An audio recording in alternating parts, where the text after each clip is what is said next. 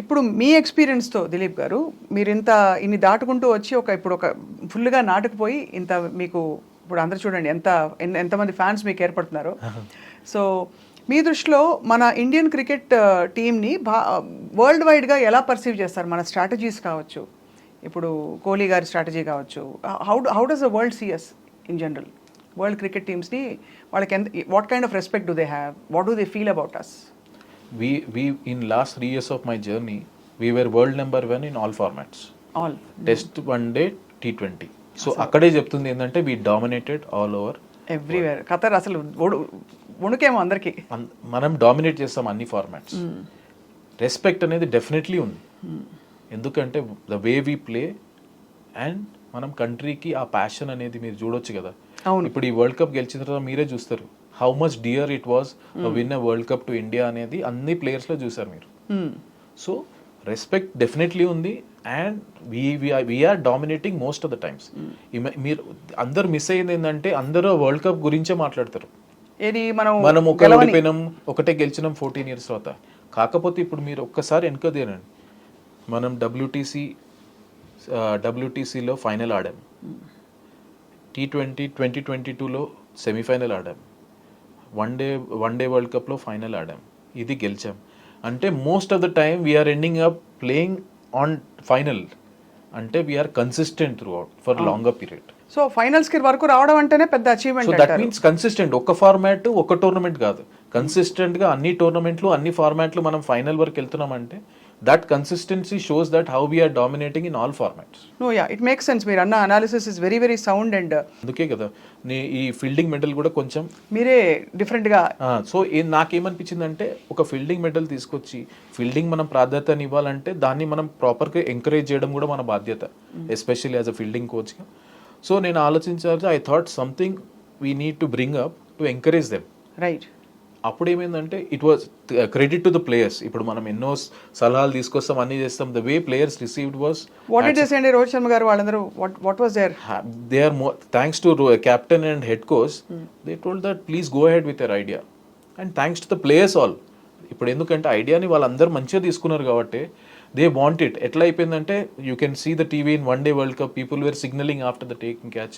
అంటే దానికి people wanted it. Correct. కొన్ని సో దానివల్ల ఏమైందంటే apart from the man of the match ఇంకోటి అప్రిసియేషన్ చేసే ఛాన్స్ వచ్చింది, మెడల్ తీసుకునే ఛాన్స్ వచ్చింది. So it and also thanks to the media also, media and fans వాళ్ళంత మంచి రిసీవ్ తీసుకున్నారు కాబట్టి ఈ పాపులారిటీ దానికి వచ్చింది. ఖచ్చితంగా ఐ థింక్ అన్ని ఫ్యాసెట్స్ ఆఫ్ క్రికెట్ చాలా ఇంపార్టెంట్ అనే ఒక సమాన పరిస్థితి తీసుకురావడంలో మీలాంటి కోచెస్ అండ్ మీలాంటి ప్లేయర్స్. కానీ దీనివల్ల నాకు నేర్చుకుంది ఏంటంటే some times doing the smallest thing of appreciating the good things what you have done, మీరు అప్రిషియేట్ చేసినప్పుడు అది దానికి చాలా వాల్యూ ఉంటుంది. అండ్ నేను చెప్పాలంటే ఆ మెడల్ నేను చేసింది అది. కాకపోతే ఏంటంటే బికాస్ నేను ఫీల్డింగ్ కోచ్ కాబట్టి దాంట్లో స్పెసిఫిక్ ఏరియాలు కొంచెం తీసుకొని ఎక్స్ప్లెయిన్ చేసి వాళ్ళకు ఇచ్చినందుకు it was well received. Cricketers మీద కూడా ఆబ్వియస్లీ ట్రోలింగ్ అవుతూ ఉంటుంది. హార్దిక్ పాండ్యా ఫర్ ఎగ్జాంపుల్ చాలా ఎమోషనల్ అయ్యారు గెలిచిన తర్వాత, ఆయన మీద కూడా ట్రోలింగ్ జరిగింది social media. What is your thought on that అండి, కమెంట్? నా ఉద్దేశంలో ఎలా ఉంటుందంటే ఒక రెప్యూటెడ్ ఒక పెద్ద సెలబ్రిటీ అయినప్పుడు ప్రతి ఒక్కరికి వాళ్ళ మీద ఒపీనియన్ ఉండడం common. So they are free to say whatever they want to say. కానీ నాకు తెలిసినప్పుడు ఏంటంటే now players are much more educated, know how to handle themselves. Plus మా group as a cricketer, as a support స్టాఫ్గా we always support each other and we are there for each other. So మాకు ఏంటంటే and today నాకు తెలిసిందంటే they are many players once a tournament start they are less on social media. అవును. And those who are they are well experienced ఇప్పుడు అలా ఎలా how to handle all of that అని. Yeah obviously. So అంటే since you have worked అంటే last 3 yearsలో మీరు మీ గ్రాఫ్ ఒక్కసారిగా into working with many players, for example మీరు రాహుల్ ద్రవిడ్ గారితో పనిచేశారు, ఇప్పుడు గౌతమ్ గంభీర్ గారితో పనిచేస్తున్నారు. వాట్ ఈస్ ద డిఫరెన్స్ అండి వాళ్ళిద్దరి శైలులలో తేడా ఏమిటి వాళ్ళిద్దరి? సో ఇద్దరిట్లో కామన్ ఏంటిదంటే ఇద్దరు ఇండియా గెలవాలని ఉంది. అది ఆఫ్ కోర్స్. సో ఆయన మోడలింగ్ ఆయన ఇప్పుడు నేను గంభీర్తో పనిచేసి కూడా ఒకటే సిరీస్ చేశాను. He is also very clear that you are free to do whatever you want. ఆయన ఆ ఫ్రీడమ్ ఇస్తారు నా ఫీల్డ్లో. సేమ్ రాహుల్ ద్రవిడ్ నాకు ఆ ఫ్రీడమ్ ఇచ్చారు, నీ డిపార్ట్మెంట్లో నీకు freedom. Then we work everybody's working process is different, working style different ఉంటుంది, బట్ ఎండ్ ప్రోడక్ట్ రిజల్ట్ అందరూ ఒకటే దగ్గర కామన్ గోల్కే వెళ్తున్నారు. That is the ultimate. ఇది గెలవాలి, మనం నిలుపుకోవాలి భారతదేశం గర్వం అని. ఇదివరకు ఉన్నట్టు అంటే ఆఫ్టర్ ఐపీఎల్ అండి, ఇప్పుడు ఇండియా పాకిస్తాన్ వన్డే జరిగినప్పుడు అసలు ఒక రచ్చరచ్చగా ఉండేది టీవీలో. అందులో 50 ఓవర్ మ్యాచ్లు అయితే ఇంకా ఖతర్నాక్, పండగ రోజంతా. ఇప్పుడు సరే ఫాస్ట్గా అయిపోతున్నాయి, మ్యాచ్ ఫార్మాట్స్ మారిపోయాయి. ఐపీఎల్ మనకి దేశం కోసం అని ఇడిపోయి టీమ్ స్పిరిట్ వచ్చింది, అందరూ కలగలిసి ఉన్నారు. వాట్ ఈస్ ద డిఫరెన్స్ అండి బిట్వీన్ దిస్ అండ్ దట్? ఆ పేట్రియాటిక్ స్పిరిట్కి దీనికి, లేదు టీమ్ స్పిరిట్కి? Team spirit combination N number of things ఉంటాయండి. సమ్ టైమ్స్ ఒక 100 పెద్ద కాంట్రిబ్యూషన్ కాకపోవచ్చు టీంకి, ఒక 5 వికెట్ కాకపోవచ్చు, కానీ ఒకటి ఇంపార్టెంట్ స్పెల్లో ఒక సిచ్యువేషన్లో మీరు టీం కోసం వికెట్ మీద ఉండాలి అన్నప్పుడు ఉండి ఇది స్కోర్ కొట్టాలి, ఒక 30 కూడా చాలా ఇంపార్టెంట్ అవుతుంది. So as long as win or lose, people contributing towards a team, అది ఇప్పుడు చాలా ఎక్కువైపోయింది. కాబట్టి ఆబ్వియస్లీ యూ కెన్ సీ, అప్పుడు నేను లేను కాబట్టి అప్పుడు టీమ్ స్పిరిట్ గురించి నేను మాట్లాడలేను. But what I see in front of me is they care for each other, they are there for each other. Everybody supports each other in a different manner, not only off the field but on the field కూడా. ఎందుకంటే ఒక 100 కొట్టాలంటే ఇంకో batsmen support లేనిది కాదు.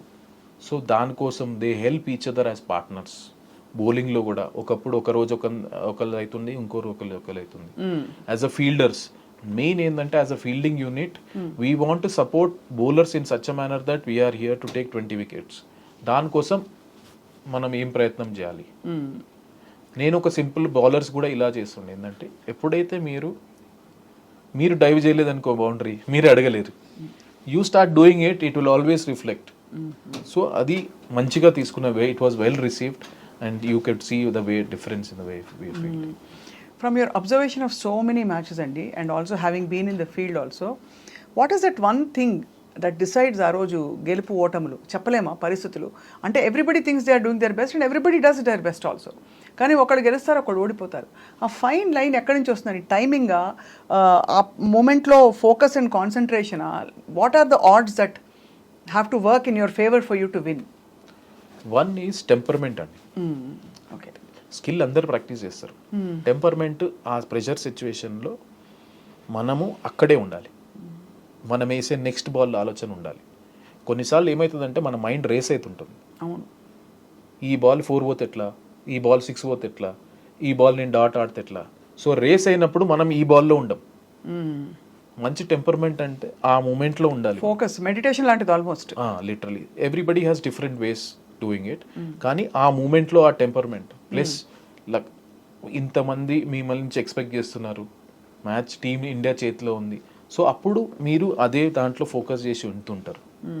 Most important ఏంటంటే ఇంకోటి self belief. ఇప్పుడు ఏ సిచ్యువేషన్ అయినా నేను గెలిపించే అనే కాన్ఫిడెన్స్, సెల్ఫ్ బిలీఫ్ మనిషిలో ఉందనుకోండి, రైట్, ఆటోమేటిక్గా ఈ రెండు చాలా చాలా చాలా ఇంపార్టెంట్.